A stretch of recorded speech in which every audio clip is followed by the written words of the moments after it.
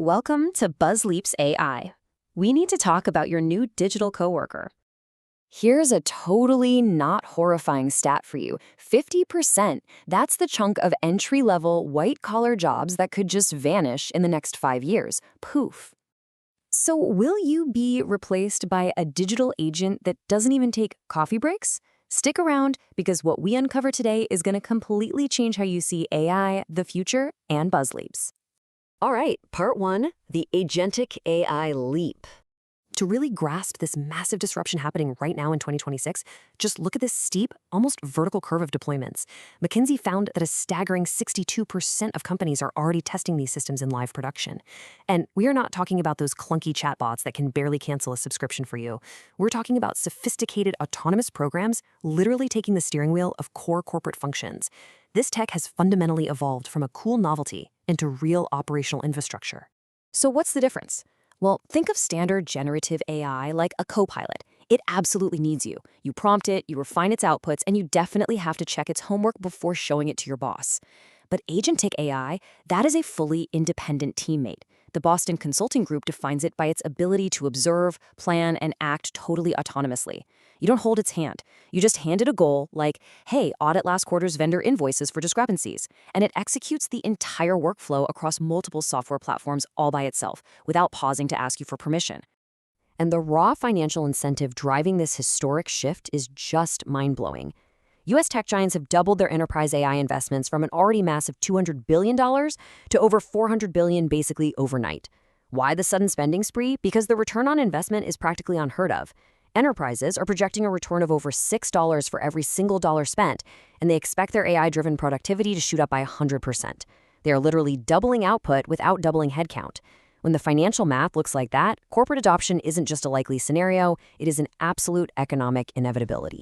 Which leads us to part two, the entry-level bloodbath.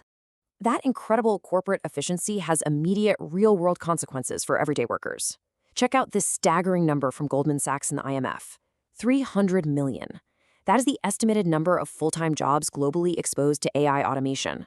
We are no longer forecasting some distant sci-fi future. We are living through the friction of this labor market transition right now, watching hiring freezes and corporate restructuring unfold in real time. Just look at the most exposed jobs here. Computer programmers at nearly 75%, customer service reps at 70%, and data entry trailing right behind. We're witnessing what economists call productivity compression. Tasks that used to require a whole team of stressed-out junior employees working late nights can now be executed flawlessly by an agent in minutes. We are rapidly moving toward a model where one mid-level manager is basically bossing around a fleet of 50 digital interns who never call in sick, never complain about the office temperature, and never need a performance review. It's serious enough that the people actually building this tech are sounding the alarm. Dario Modé, Anthropic's CEO, explicitly warns that AI could wipe out half of all entry-level white-collar jobs within 5 years, potentially pushing U.S. unemployment to between 10 and 20%. To put that into perspective, that is forecasting a potential structural economic depression. It suggests our traditional talent pipelines, where grads learn the ropes by doing basic, repetitive tasks, are on the verge of collapsing entirely if we don't adapt quickly. Let's move on to part three, global workforce realignment. Let's take a quick tour around the globe, because everyone is handling this friction very differently. In the US and Canada, we're seeing incredibly high youth pessimism as those entry-level stepping stones get systematically hollowed out. Meanwhile, Europe is heavily focused on a regulatory-led transition, prioritizing strict AI literacy and safety frameworks. Australia went a totally different route, literally mandating AI integration right in their federal budget to force economic productivity. And China, they're aggressively pivoting to physical embodied AI. They're basically taking these incredibly smart agentic brains and putting them straight into industrial robotics and manufacturing lines. But despite this massive global push, on the ground, corporate integration is still pretty fragmented. Only about 34% of companies are deeply transforming their fundamental business models. These are the pioneers using cutting-edge tools like SAP's Autonomous Suite or Lenovo's AI devices to completely reinvent themselves. Meanwhile, a massive 37% are still just using AI at a surface level.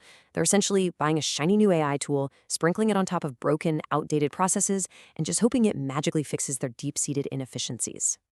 Next up, part four, the governance gap. So what happens when autonomous machines start running your core business functions without adult supervision? Well, It's slightly terrifying.